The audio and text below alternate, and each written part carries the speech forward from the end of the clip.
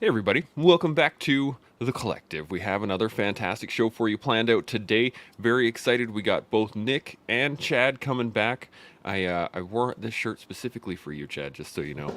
And, and Sean's going to go Uh-oh. get his. There you He's go. got the classic Got the shorts on, man. shorts. He's always He's doing rocking it, it. man. Rocking it. I love it. Just Very saying. excited to get this show going now. While I'm excited, y'all should be too. Like it, subscribe to it, hit the notification bell, do all that good stuff. Get your emails in the morning whenever we go live, which is, of course, every day. Now, if you have any thoughts, questions, comments, anything at all throughout the show, by all means, put them up in the comment section and we will engage those directly throughout the show. Other than that, we are talking building role models today. Now, the reason we're going into this, again, this is a week long endeavor into International Men's Day that happened on the 19th of November, and nobody heard about it. I didn't hear about it until Shaun brought it up. I was like, oh, well, okay, let's talk about it. So, we're going to be talking about building role models, but before we do that, let's get into some intros. Nick, let's start with you. Give us the 10, 15 seconds, who you are, where you come from, all that stuff, and then we'll carry on. Yep. Pleasure to be here. Nick Ige, originally from Gila, Hawaii. Did about 10 years in the Army. A lot of that time was spent within the 75th Ranger Regiment. And now I'm in Boston studying neuroscience at Harvard. Boston. Some odd school I don't think I've ever heard of. Harvard, you said? Something like that. Chad, how about yourself? Chad McLean with Mental Joe out here in Phoenix, Arizona. Went to Arizona State University, where a Ranger Battalion historian went to, as Pat Tillman, as Nick would know, and happy to always be with you guys. Absolutely. We're always happy to have y'all. So today like I said, we're going into building role models. So what is a role model? Well, a role model is someone others look to as a good example. A role model is someone who is worthy of imitation, such as a teacher or it says in here a well-behaved celebrity, but I don't even know about that one. Just as a model is something that represents an inspirational ideal. A role model is someone who inspires others to imitate his or her good behavior. Parents try to be role models for the children by being good people. A famous person who gives money to charity or helps sick children is a role model. If someone behaves badly, you could say that they're a negative or bad role model, the kind of person who shouldn't be imitated. But when I talk about role models or building role models, what are your guys' first thought? Nick, I'm going to put you up first. What do you think? When I think about building a role model, I generally think of accountability, as in like what would I want a role model to be? Who do I look for? Who have I looked at in my life as role models? And the first thing that always kind of pops them out or pops in my mind are people who are accountable to their word, accountable to like what they speak, what they represent, what they say, and how they act. And they're always accountable to themselves and to those that they kind of like are an example to.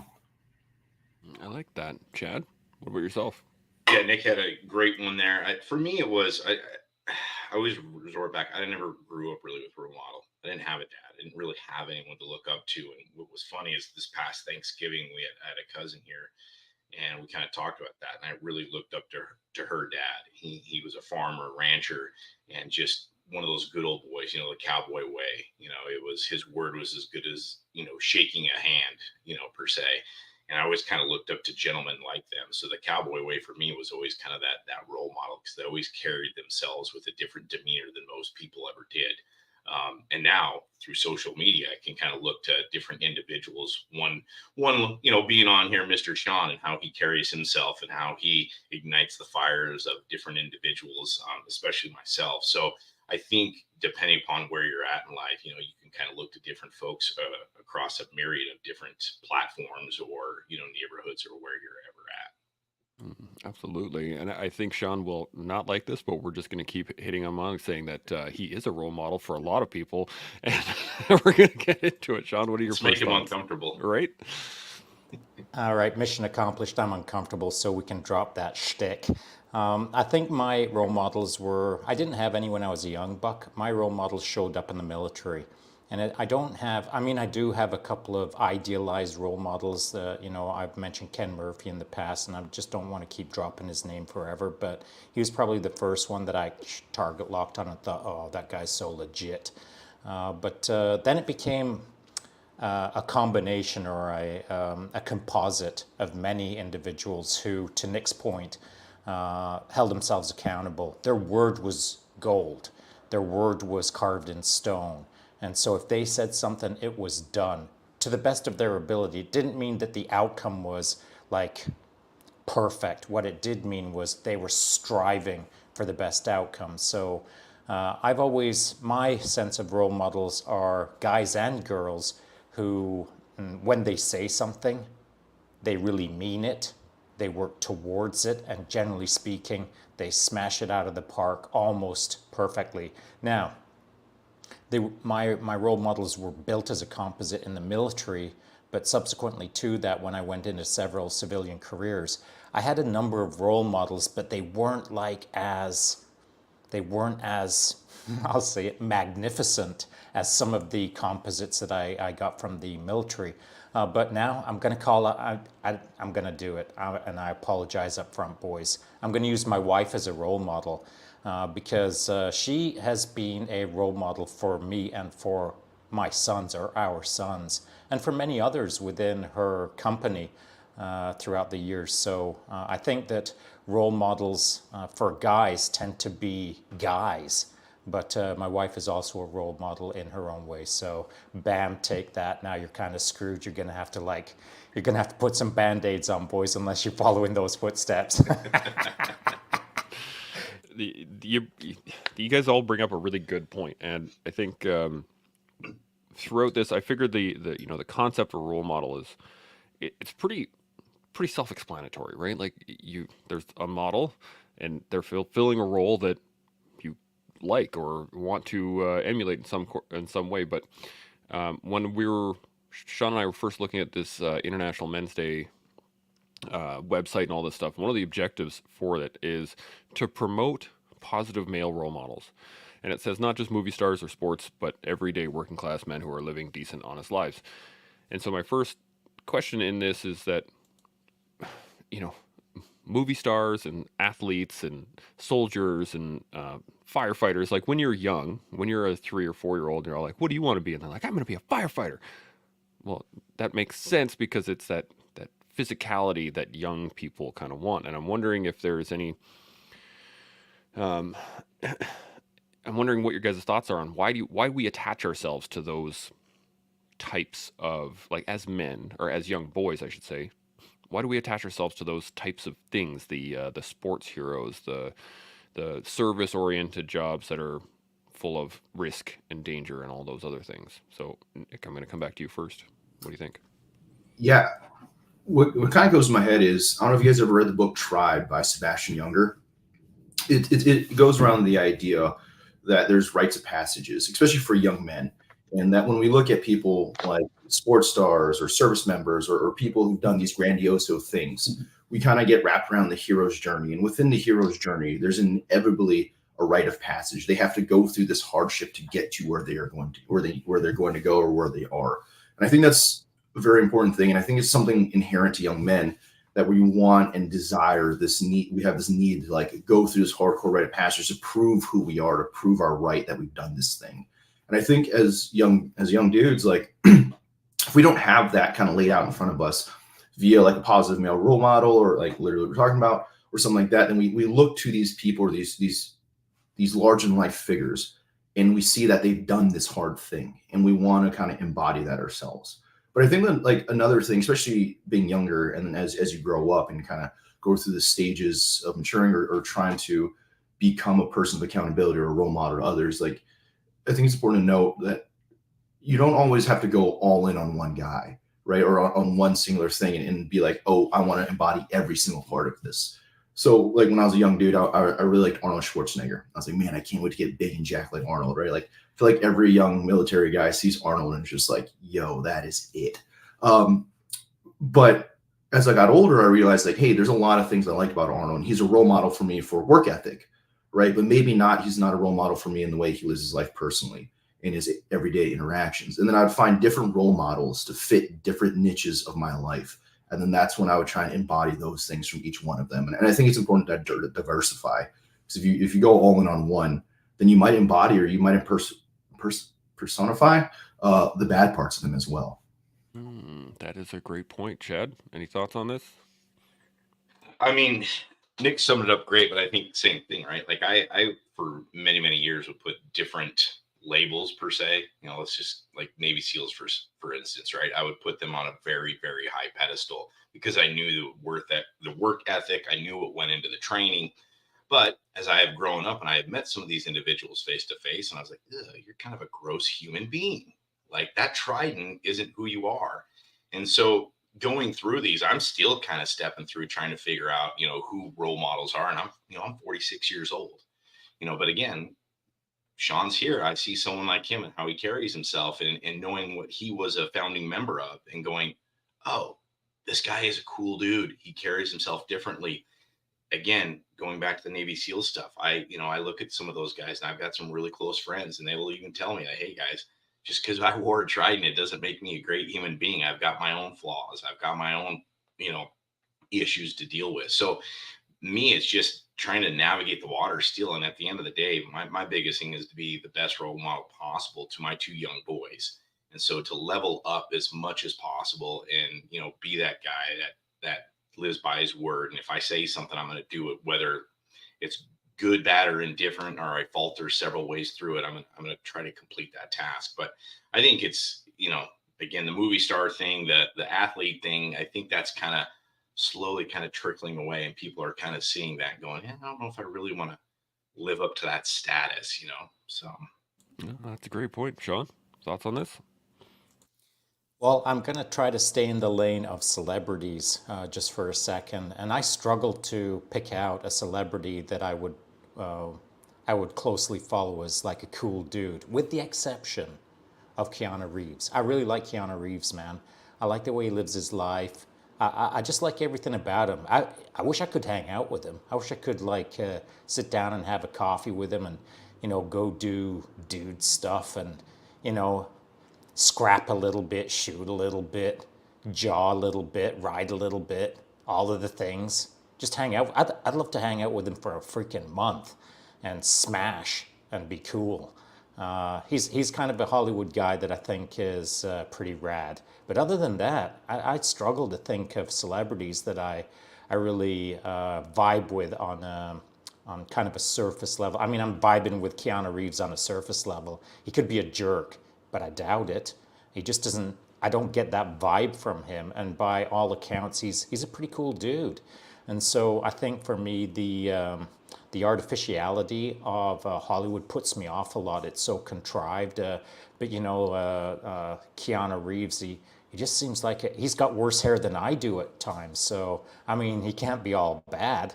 And so I think that celebrities on the big screen don't really do much for me.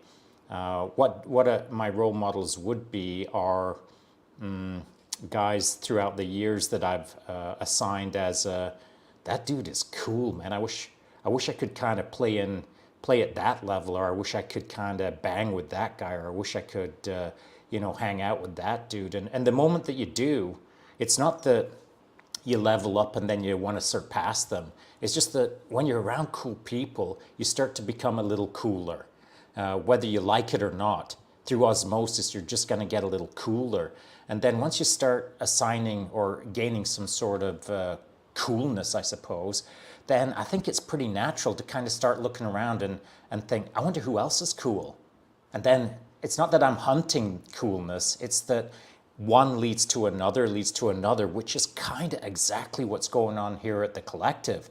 Like, there's 4 dudes here just trying to be dudes and figure it out for other dudes. And all of us are cool in our own way. And I think that once you start like getting cool people together and create that sort of 3-dimensional model of what you want to be or what you can be or what others can be, and you start looking at the world as a more complete sort of role model. I think it's really important to hang out with cool people, but never settle in to the coolness of the moment. Always strive to find more cool, if that makes sense. I really like this thought pattern and the concept of continually striving for coolness. I mean, it's a great thought to be able to continually strive for that. And I want to talk about the other side of that too. So there's, when you're young and you don't really have a lot of experience and you start looking up well, up as a term, people who have done other things that you want to strive for. So when you're in the military and you see that next level, the recce guys, or you see the special forces dude, or whatever that next level is, and you're like, ooh, those guys do cool stuff. I kind of want to do that. Okay, and you start working your way up there. But what I want to talk about is like building others from down, if that makes sense. So you're looking up at the ideal of what it is you want to do, but there's also people who are, and these are bad terminologies, so I'm saying up and down. Don't take this that some is better or worse, but I'm just talking in the scale. So I want to know about how you guys feel about like building role models. So when you all come from leadership roles, you all come from positions where you've been in charge, you are developed other people.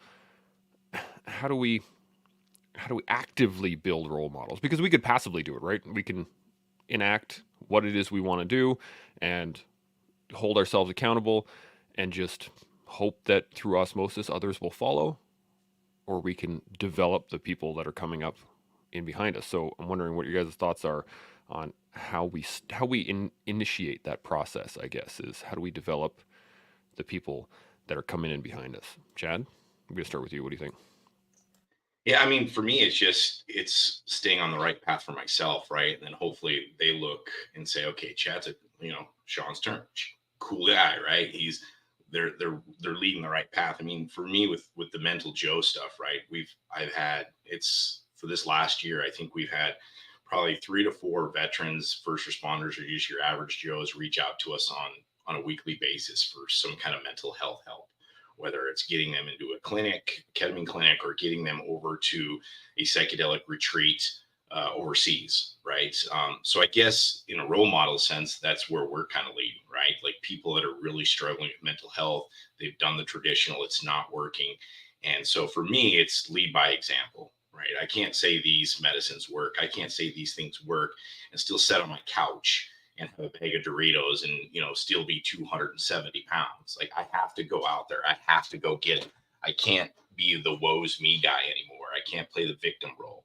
Like in order to show that these things work and show that I can be a better human, I think you have to show up and lead by example. And again, this is a very early process for me, but I see it through people that are reaching out, wanting help. I see that happening. So I think just being authentic and leading by example is where you're going to start seeing people kind of, I guess, follow lead. I like it. Nick, thoughts? Yeah, dude, leading by example. That's a golden nugget. What I thought of was authentic. As you're trying to talk about the question, I was kind of laughing myself about like the passive role model in that idea. It's like I remember it was probably like 2013, 2014 ish. I was like a corporal, young E5 around that time, and never really thought of myself as a leader. Right? I still thought I was like a young buck E5, and was just like, yeah, I'm just a dude being a dude. Like I just run fast with a backpack and yell a lot, and somehow I'm an E5 with a Ranger tab and in charge of dudes. But I specifically remember one of my dudes went through Ranger school, and he ended up breaking his foot in mountains, and they tried to send him home, and he was like, nah, dude, like not going home. And he just created a duct tape cast every day, would just like spin like half a roll of duct tape around his foot, and was just like, dude, I'm gonna be gritty and get through this. I got back and I was like, holy cow, dude, why'd you do that? And he's like, oh, dude, like I just thought of you. Like what would Nick do? Like you're a hardo. This is how you'd have done. I was like, dude, you do not use me as a role model, bro. Like I'm an extremely flawed human. Like absolutely not, dude. Like just because I would have done that, like that's not a good standard to have. And I think about that often. The idea is like people are going to be looking at you no matter what, especially if you're in a leadership position or in the public space. And as I've kind of gotten older and created more of a social media presence and try to step into this thing of like, I would like to be someone that people would like, oh man, like I hope Nick's doing something cool. Like I want to try and embody that. And I think the one thing that keeps coming up for me personally is trying to be authentic, right? Is the idea if I try to be like, I'm a Ranger at Harvard kind of thing. Well, people are going to see right through that. And I'm not smart enough or don't have enough work ethic to keep up a false personality all the time. So when I think of these things, I think of like, if you when you step into these positions, you just got to be authentic. Like with your highs, with your lows, you got to be real with people. Like, hey man, this is what's going on. Like, I'm struggling to read a book. I'm struggling to write a paper. I don't want to take my cold shower today. I missed journaling last night. Like, and then through that, people get to see like, hey, this is what a positive role model is. This is how someone who like is actually trying to put out good stuff will act, and like be transparent with how their lives are and how they go about this stuff. Yeah, absolutely. Shaun, thoughts on this? Yeah, I think you can passively be cool and actively pursue being cool.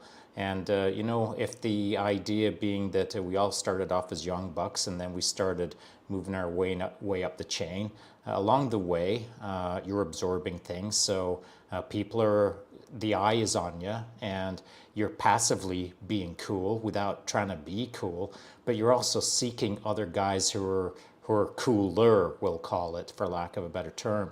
And as you move up that level of expanding your footprint of now you're surrounded by super legit guys who are freaking awesome. When you start getting up to that point, you've been in the game a while and you've learned a few things. And so now you're a leader. Now you're not maybe a gold standard, but you're certainly a standard that is observed on the regular. And to Nick's point, I kind of had a little bit of a reputation of I like to do hard stuff. And so I could have been on 2 broken legs and a broken head, and I still would have been like, I'd have been taping it all up and still smashing forward. And to your point, Nick, don't be Shaun. I've said that to my sons. I've said that to other guys. Don't be me. But some people like me want to be like me, and so I can't say to the entire world, just don't follow in my footsteps.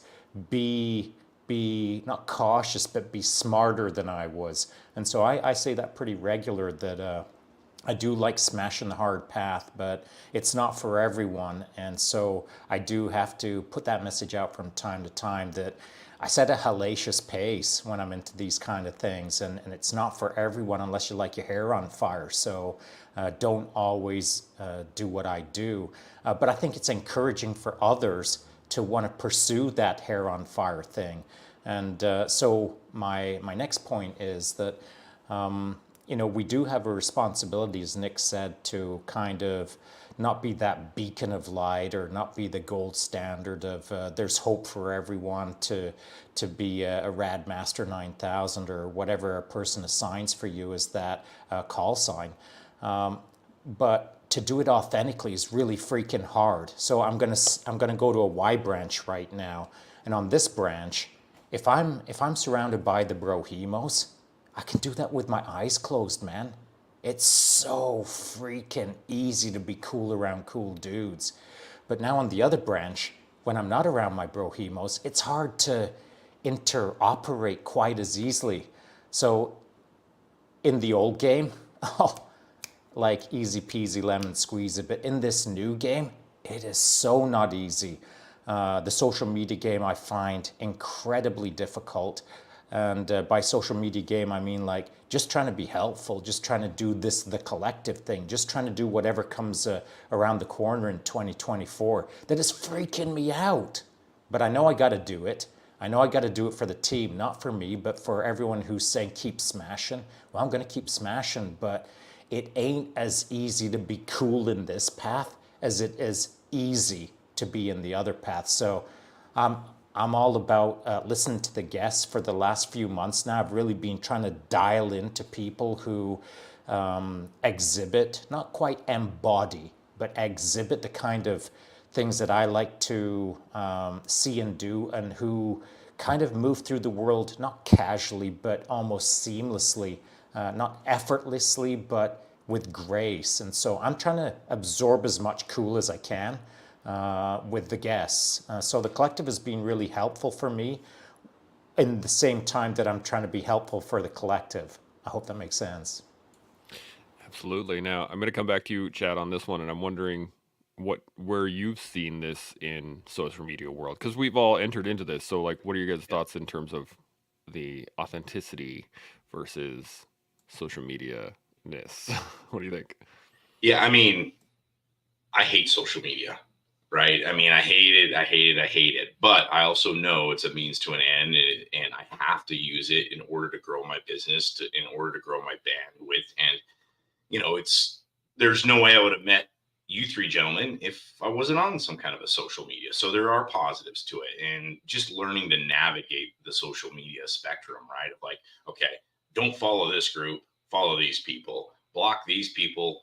You know, you can control it essentially. I like I said, I'm new at it. Like we have a small following, but we've done it all organically. I don't pay for ads. I don't pay for anything. If people follow us, they follow us because, oh, it's Chad and it's Mental Joe and it's authentic and he's trying to help people, and he's trying to help people in a different sense as opposed to the traditional blah blah blah. But I now have started to kind of start loving social media again, just following guys like Nick. I just met him this morning. I'm looking at his page. I'm like, God, this kid's hiking mountains and he's jumping out of planes and he's going to Harvard. And I'm like, man, what? I've wasted 20 years. So it almost gives me a fire of like, all right, I got to turn up the volume a little bit. Like I've got a shorter runway in front of me now, but how do I make the best of that runway? So it's motivated me in terms of trying to find different individuals that I can follow and look at, as being certain role models for me. But yeah, social media, I hate it, but I also understand that there's some really good in it as well. Absolutely. Nick, thoughts on this one? Yeah, I think it's similar for like our generations that kind of hate social media. With you guys, I don't think electricity was around when you guys were in the military. But for my generation of dudes, like you could lose your career on social media. I have a buddy, he got kicked out of the Ranger Battalion because he posted one bad picture, and they're like, absolutely not, dude, you're done. And they kicked him out of the Ranger Regiment, right? So like stepping into the social media game for me was terrifying and a very like conscious decision. And one of the things I found interesting about it was I was more concerned, not necessarily what like the public would think about my social media, but like dudes from work, like dudes like either I didn't really even like at work or dudes I don't even know at work. Were like, dude, I was like, oh man, like what will the community think about me, kind of thing. Like I didn't want to get kicked out of like the Ranger community, or not even that I'm very involved with it these days, but like it was terrifying. And what I've kind of come to learn from this whole experience was like through the authentic thing and just trying to, be around cool dudes and put out like a positive message, is as much hate as I get from like the Ranger community or the special operations community or just the rando internet troll, it's worth like the positive messages. It's worth like, again, like we're all new to this, relatively small followings, and it's all pays out when like some dude hits me up and is like, hey man, I'm going through a divorce right now. I saw one of your videos, pump me up. I want to have a better mental attitude. I went for a run. I haven't run in like 3 years. And you're just like, dude, worth it. Like absolutely worth it. I made all the bull crap. Like whatever, dude. I'll take all the hate in the world. I don't even pay attention to most of it. But for one dude to be like, hey man, that really helped and I needed that. You're like, dude, this is why we do it. This is why we do what we do. And it's just like like you said, it's a terrifying, weird place. Don't really enjoy it, but the byproduct or the end result a lot of times can be extremely worth it. And it's like, dude, this is what we need, and this is why we do this thing. Absolutely. Shaun, any other further thoughts on this? Well, I hope you guys get to a point where I'm at right now, because I was in your shoes and not too long ago. I used to say it all the time. I freaking hate social media. I am not into this whole standing in front of a microphone thing. It is driving me insane. But not too long ago, and I mean like recently, I kind of feel like I found my vibe a little bit, or maybe my rhythm a little bit, where just had to stop like freaking out about it and just had to stop worrying about what other people think and just trying to do me. And by trying, I mean like just letting it rip. And so and it feels easier now. It feels lighter. It feels almost enjoyable to some degree. But it all depends on who's in the game with me at the time. So when I'm doing my live chats over on IG, Instagram, and I'm getting comments, ripping back and forth. I was in a coffee shop up in Kuala Lumpur this morning, I'm in the future by 16 hours, so you're welcome. I'm a time traveler. And so when I was talking with all of the commenters back and forth, I'm having a bit of a laugh. I'm having a bit of fun. And in fact, I think Chance was on there chirping about how I was having a chat within a chat with other people. They were sitting next to me as I'm chatting with commenters. And so I'm kind of starting to feel more comfortable with it. And now I feel like I can almost see over the horizon the fun aspect of it. And so it feels a little encouraging that I've put a lot of time into this, not for myself, but for the collective and for the greater good. But I'm starting to feel it pay off inside. I mean, I'm always learning things from the guests. I'm always learning things about myself, but it feels like I'm starting to pay off almost as a professional in front of the microphone. And now I'm relaxed enough that it doesn't feel like a thing anymore. It doesn't feel like I've got to be like trying to do my best. I just kind of do my best. It's almost like it's organically unfolding in front of me now. And I mean, I don't know if I'm enjoying it, but I'm not dreading it as much as I used to. So it took a lot of time. It took this year, well over 700 podcasts this year. So I'm not saying that it's in 10 podcasts, all of a sudden you're a natural. Maybe some people are, but I sure as heck wasn't.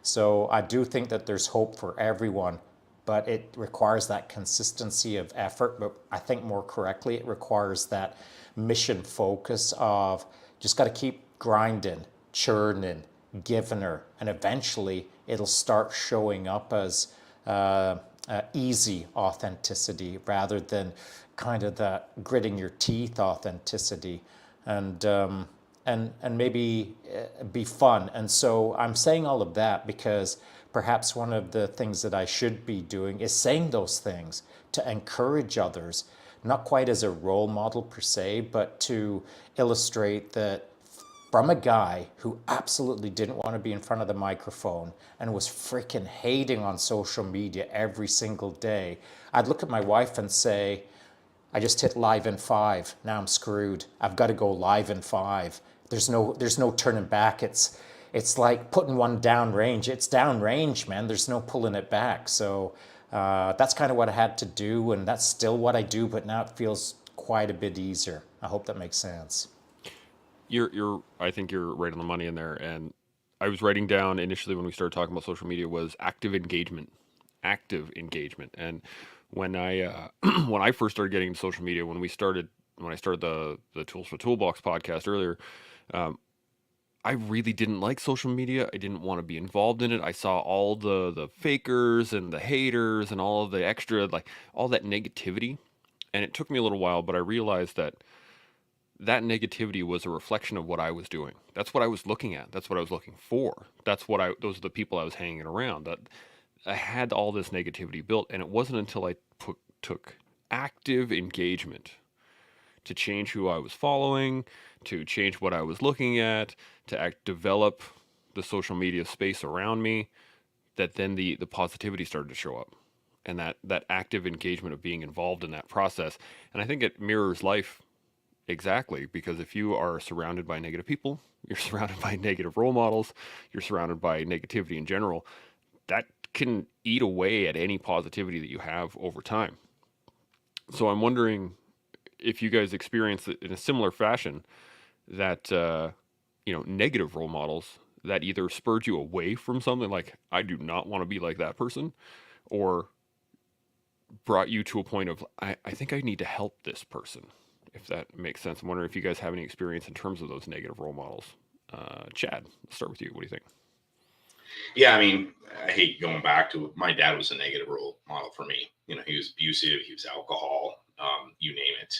And I think now that I'm a father, right, what I've learned is my dad taught me what kind of father I don't want to be, right? He gave me the check box of like, don't be this guy. So, and I was going down that path. And it took, some soul searching and digging deep to get out of that and realize like that's not the path that I want to be on, nor do I want my boys to ever be on. So I've experienced it a lot. Again, I was, I call it 20 years in the gray, where I really hung out with some turds, I mean, pill pop and alcohol, bar fight, and you name it. And I had all the rage, man, because, I was mad I got kicked out of battalion. I was mad that I didn't have the military career that I wanted to. So I, enveloped this character of being angry and knowing, hey, if I bar fight, no one's going to mess with me, So I hung out in that world for a long time, so I'm very, very familiar with it.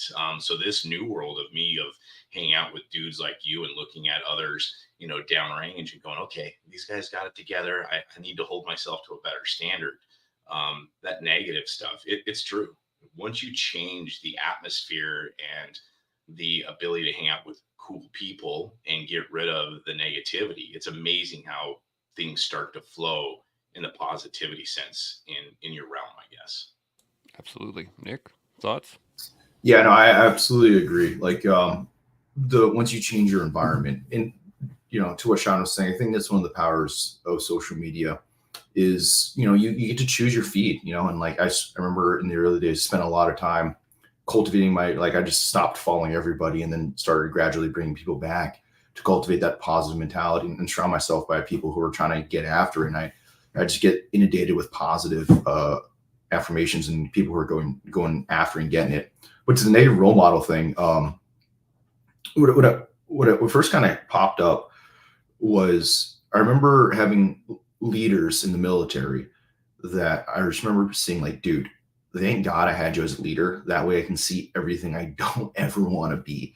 I remember when I got to battalion, I had a leadership team that like I despised everything about them. I thought they were like, I showed up and I was like, dude, I can't believe this is what Ranger Battalion leadership was. Like in my head, I envisioned like Captain America type dudes, these real hardcore go-getters. And I was like, they're jerks, they're alcohol. I mean, with this being said, like I was probably a jerk as well. And I definitely was on the alcoholic train, but I was like, even to that level, I was like, these are jerks, they're alcoholics, they're not good dudes, and then further down the line, it was interesting because I remember getting surrounded by guys where I saw them as role models, like these are what Rangers are.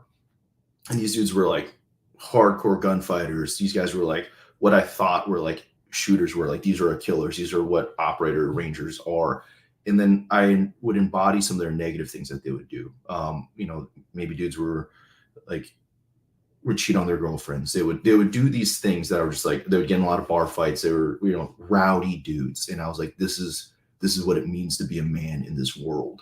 And then as I got older, I realized like, oh man, these aren't necessarily the things I want to embody in leadership. And I had to like have a come to Jesus moment with myself and be like, I need to be able to pick apart the positive role models that these guys are setting up, like how to be a good combat leader, how to take care of their dudes, how to put the mission first, all these things. And then also pick apart the things like, dude, these are also negative role models. And if I go down this pathway and try and be like these dudes, it's not going to end well. And it's just kind of interesting to see that as time goes on past this, you can kind of see when dudes would stick to the negative stuff and how that would play out to like when they try and take that turn, like that Y split and start working on themselves. And then you see the positives of that. But it's interesting to see as you look back and like, dude, these guys that I thought were positive role models, if I'd stuck with that and stayed in that lane, ultimately would have led to destruction and like towards a really negative pathway. 100%. Shaun, thoughts? Yeah, I think that for me, it wasn't so much that I was surrounded by that level of negativity. I just didn't want to do it because I was comfortable, man. I was comfortable not doing any of this stuff. I had a good life. I've got a good family. I like shredding. I like drinking coffee. I like being left alone. I don't want to be a social media nerd. Like this stuff was hard, man. And so I didn't want to jump into it because it was going to be so freaking uncomfortable from the good life that I had that I just didn't want to do it. But, it's that classic case of it would have been hypocritical if I wouldn't have faced the adversity, tied on that white belt of social media nonsense, and started working towards my blue belt in it.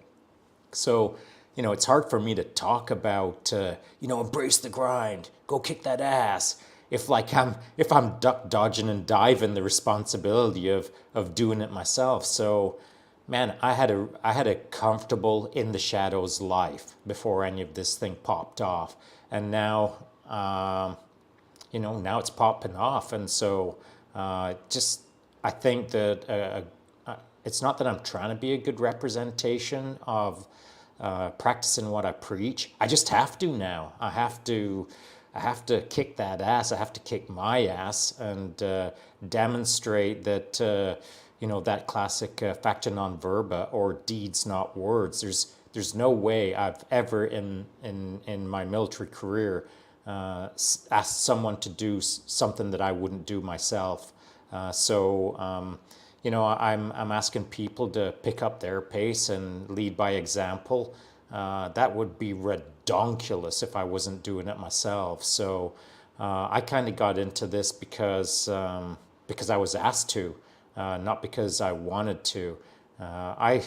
Sometimes I do dream that I was still back in that hanging out in the shadows and not being hassled by the interwebs. But I'm kind of right with it now, as I said, and I feel pretty comfortable doing it. And I think it's probably a good thing that I am where I am right now, because I can more casually talk about this stuff, and hopefully it's encouraging again to others who are scratching their heads wondering, man, I don't want to do it. Neither did I.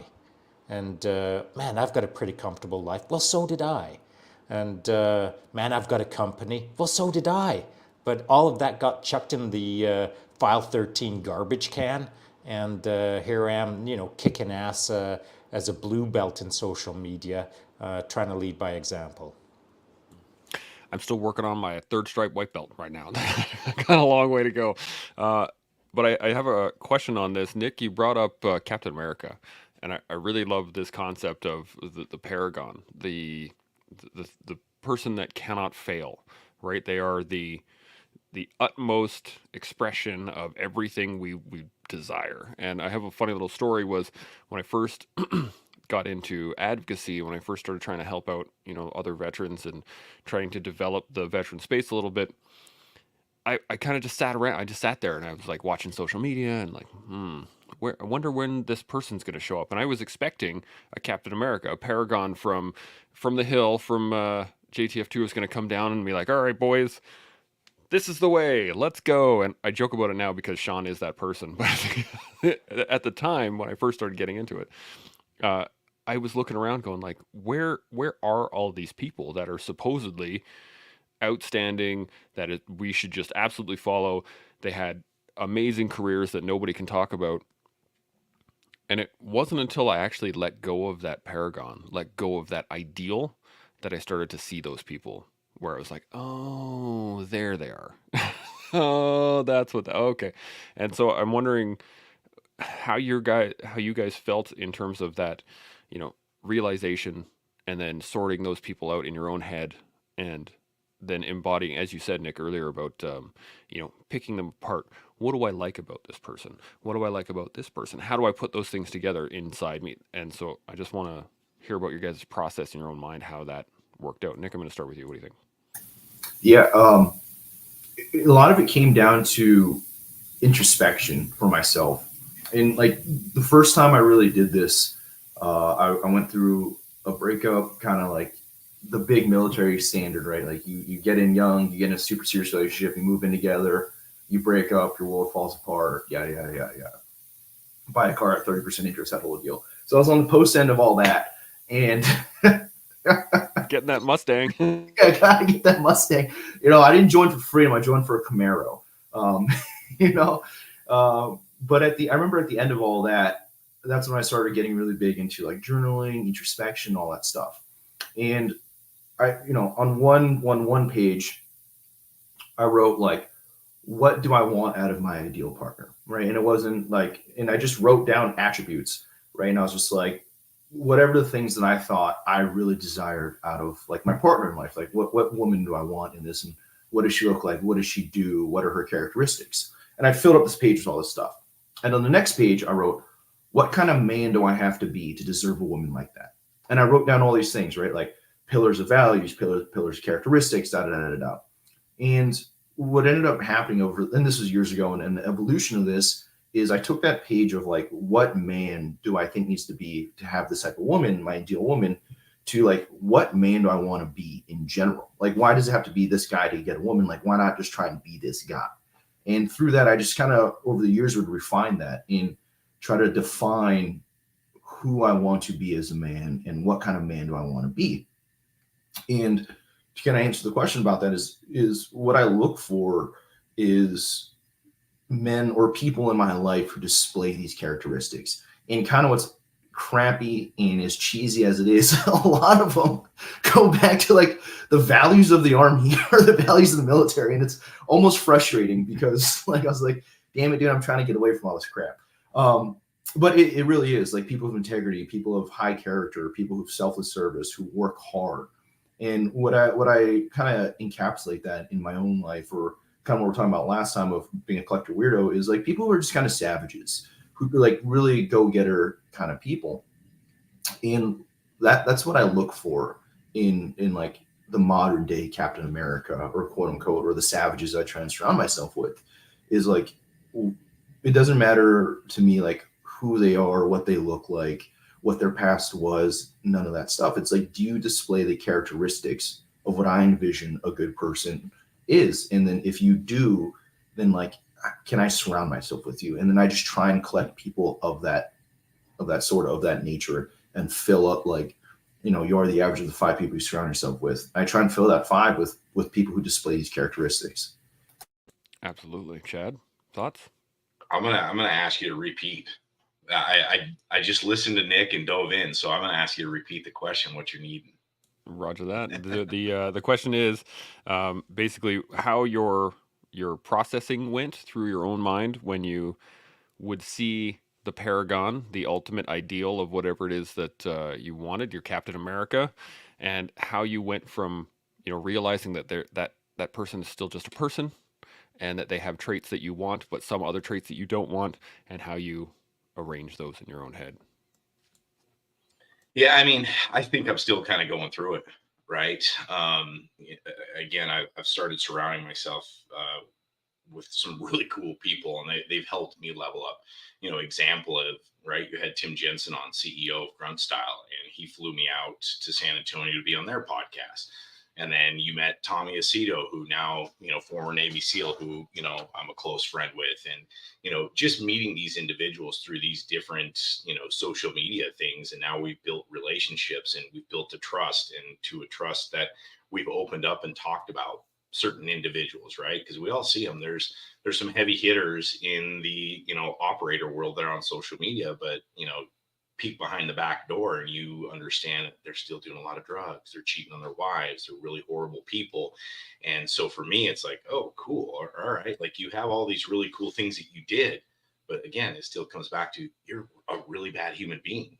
So I can't sit and play in that world anymore. And I can't put you on a pedestal. So I'm going to play over here in the average Joe world, where I just want to be a good dude. I want to be able to facilitate the ability of people that are in the dark to say, hey, man, like, Chad did it, I can do it too. Just again, lead by example.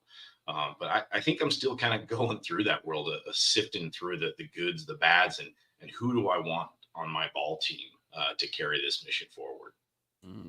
That's a great picture. I'm picturing being on the schoolyard and like, I want Tommy, and I want, right. I think that's a great thought. Shaun, thoughts on this?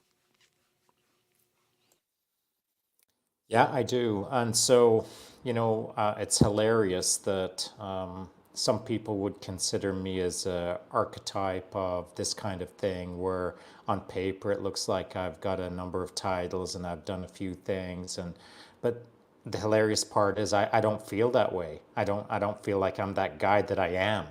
And so, I have some self-confidence and I have some self-belief, and I know what I've done, and I generally know what I'm capable of when I put my mind to it. But that doesn't mean that I think I am what they think I am. And so, that might be my inner critic, that might be my wicked imposter syndrome. But the reality is, people hit me on the regular and say, "Dear Mr. Taylor, I want to be you." And I look behind me to see if there's another Mr. Taylor standing behind me that they want to be like. Because I don't feel like I'm that guy, but I am to some people. And so, I think if you can kind of keep it real and not like flare out so much that you start believing your own hype, you start drinking your own Kool-Aid, that you just keep it, you got to stay legit. You got to earn it every day. You got to earn your seat at the freaking table every single day. You can never rest on your laurels. You can never kick back and put your feet up and think, I've done a few things. Nah, there's more things to do. And so, I think if you can stay in the middle ground of you did a few things, but there's still some more things to do, and not be comfortable right in that middle ground, that's kind of how I try to live my life. That brings up a really good question. Do you think there is a point in time where, I wouldn't say you can settle or rest on your laurels or anything like that, but are there periods of time where you can just enjoy what you're doing? Like where you were sitting prior to the social media engagement, Shaun, or being able to run your business and smash on your mountain bike and hang out with your family and just kind of chill and like just enjoy that bubble kind of that you're sitting in, and then expand later? Do you think that life is that kind of sequence where you work really hard to get to a spot and then you kind of hang out and just enjoy that spot while you're just inching forward and then jump into the next thing? Or is it this continual just gotta keep smashing, Shaun, I'm going to come to you first on this one and then I'm going to go around. What do you think? Yeah, sure. I enjoy it all. I enjoy it all, no matter where I am. Like, if someone from an external perspective sees me as maybe hanging out in a spot and kind of not like smashing at the same velocity that I typically am, it's because I'm smashing at a velocity deep down.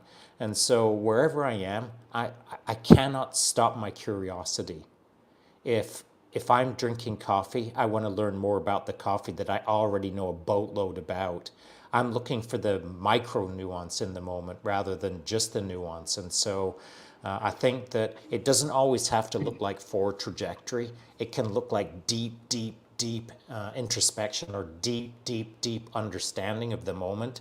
And so before I started social media like this, let's call it a small bubble that I existed in, which was, bigger than maybe a lot of people's bubble. That bubble was enough to fascinate me, and enough that I could have spent my entire life in that, being curious and getting better and better and better at all of the things that existed in there. But then social media came along and bam, now I'm in this bubble. And so now I've got a lot more room to play in that three-dimensional construct of trying to get better at all of that three-dimensionality. And so all it does is provide more curiosity moments for me, more where I can tangibly lose sight of it all and still be happy pursuing in any direction. Whereas when it was a smaller footprint, I kind of knew what it was all about, and I was just focusing on the mega granularity of that footprint. And so you can gain from it all. You could put this bottle of water, I could spend the rest of my life studying this bottle of water with intense curiosity, and I would learn a lot from that bottle of water until the day I die. If I only had this bottle of water, I'd have a freaking double PhD in all things water. That's just the way I am, because I have a curious mind, I have a certain velocity, and I don't want to waste my life by not pursuing life. And so it can be one thing or it can be many things, but I think you've got to pursue with curiosity and always try to up your game in whatever you're doing. Yeah, absolutely. Nick, coming to you, what do you think? I'm freaking motivated. That's what I think. Man, that was awesome, dude. That gets me going. I think this was one of my like last commanders I had. He would always say, "You're only as good as your last operation." So like to rest on your laurels would be like, all right, like your last operation went well, that was good, but what about your next operation, right? And the idea is you can never really settle completely on the last thing you did, because there's always something else coming up. And to like taking that time, I kind of always giggle to myself. Very fortunate that through getting out of the military, the VA gave me 100% disability. And what that does is it gives me a medical pension for the rest of my life. And I always, whenever things get like super, super in the gritty here at school or in life or what have you, I always play around with the idea. It's like, dude, I could just take my disability. I could piss off to the Philippines and I could just live a happy life sitting on a beach, surfing, like scuba diving, doing my thing. And I just eat fruit, surf, and be a healthy little beach bum out there. But then I always think to myself again, it's like the way my mind works or the way I like to get after it is like, well, I'd be out there and I'd probably try and start a surf company. Then I'd probably open a surf shop. Then I'd probably try and do like an island ultra marathon kind of thing. Then I try to be a triathlete out there, and then da-da-da-da-da, and it keeps on going. But I think those times where you're not quote unquote getting after it are important. It's the idea of like just basic tactics in a gunfight is a set piece, move piece. And you can't always be a move piece. And you need to take those moments to like establish that set piece. And if you are as good as your last operation, well, then you have to take the time to plan and develop the next stage for your next operation. And you have to get those set pieces in before you can do a deliberate move piece. So I think there needs to be a balance between the two. But even in a set piece, I think it is important to always be planning and looking for like how I'm going to do that next move piece and keep the brain busy. Because if not, you just get complacent. And again, as much as I hate it, sometimes military tropes work. Like complacency kills, man. And the second you stop, you're just going to be done. And it's just like, it's a yes and no. I guess to get down to it is like, I need those moments where I'm doing nothing, because in those moments where I'm doing nothing, I get super frustrated that I'm not doing anything. And it's like, it gives me that velocity and that fire to be like, all right, dude, whatever we're going into next, we're going all in, and I'm able to take off in that direction. Oh, I like it. I like it a lot. Chad, thoughts? Man, I don't really have thoughts. I think Nick and Shaun nailed it on the head. Except there's sometimes I just shut up and just listen, and I got nothing to add for you, man. Right on. I like it. The the thought I had. I do have to. Oh, you got something? What do you got? I do have to say this, yeah, real quick, because like straight up, I'm now in the Philippines inventing some sort of freaky little surfboard wax in my head. You know what I'm saying? I'd be inventing surfboard wax. I don't even know what that is, but that's what I would be doing, and that's just the way it has to be, man. That's the way it has to be. You're 100% right. The thought that popped in my mind when you guys were talking was position before submission, right? You have to take the time to set your position well enough that you have control of the person instead of making leaps in order to try to get something. And I go back to jiu-jitsu just because that's one of the things that's the most consistent thing in my life, other than my family. But I really like this idea. And to the point of the discussion, we're talking about building role models, and I think that this is the key to the whole point, is that it's really about building yourself consistently over time. And as you're doing that, you will start to build the people around you, because they're going to be looking at you just as you're looking outside of yourself. And I really, really like this idea. I don't have a lot else for the day, so I guess we're almost at time anyway. Let's, unless you guys got any other thoughts, we can hit some final thoughts. No, everybody good? Cool. Then let's do that. I'm going to start with you, Chad. Final thoughts on anything we've talked about so far today. What do you got? I think at the end of the day, just be authentic, be yourself, lead by example, put your best foot forward. Realize that everyone's got some kind of struggles or they're dealing with something, and at the end of the day, try to be kind, try to reflect when you're in those dark moments and how you might have reacted to certain things. But it just comes at, fill your circle with cool people, and things will elevate themselves. I like it. I like it a lot. Nick, final thoughts? Yeah, I'm going to steal this from one of my favorite like CrossFit athletes, this dude, Matt Frazier. And he's talked about, you can't change the world until you change yourself. So the idea is like, if you want to be a role model, or when you look at role models and the sphere of influences, you have to constantly be working on yourself. And if you're not, don't put yourself in a position to where like, hey, I'm good. I'm in a good mental place. I'm good physically. I'm good spiritually, and all these things. You're never really going to affect the change that you want to see in the world. So like, you just always got to be working on yourself, always trying to develop yourself, and understand that you're never going to reach there. You're never going to hit the pinnacle.